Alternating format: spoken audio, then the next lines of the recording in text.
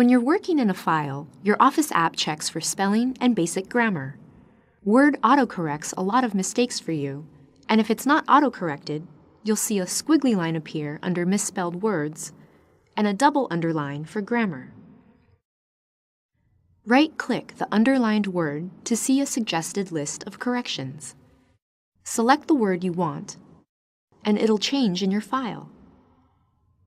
Select Review, Spelling and Grammar, or press F7 to review spelling and grammar all at once.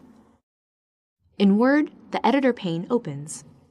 If you'd like to use a suggested word, select it, or you can click the drop-down arrow and then select Change All to fix every time this word appears in your file.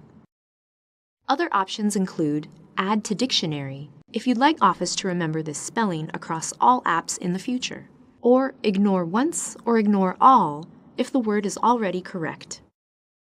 We'll select Change All for now.